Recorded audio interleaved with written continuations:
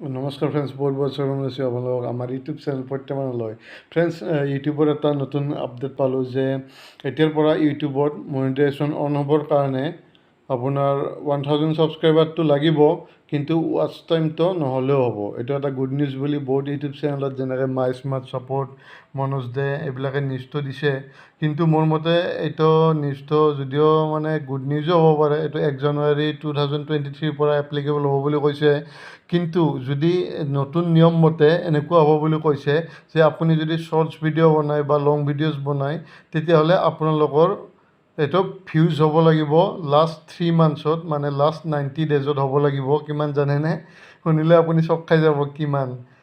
এইটো হৈছে 10 million 10 million views হ'ব লাগিব লাষ্ট 90 ডেজত। সেইটো বাৰু পচিবল হয়নে আপুনি ভাবি চাওকচোন। 4000 ৱাটচ টাইমটো 365 ডেজত তথাপি পচিবল আছিল। আৰু যদি অকল এইটো হয় তাৰমানে এইটো বহুত টান হ'ব আৰু বহুত মানে ইম্পচিবলৰ নিচিনাই হ'ব, আৰু ইউটিউব বাদ দিব লাগিব এনেকুৱা হ'লে। আৰু তেওঁলোকে যে যদি যিকোনো এটা অপশ্যন হ'লেও হ'ব বুলি কৈছে, মানে 4000 ঘণ্টা হ'লেও হ'ব, নহ'লে 4000 ঘণ্টা নহ'লে লাষ্ট 90 ডেজত 10 মিলিয়ন ৱাটচ টাইম, লাষ্ট 90 ডেজত 10 মিলিয়ন ভিউজ হ'লেও হ'ব।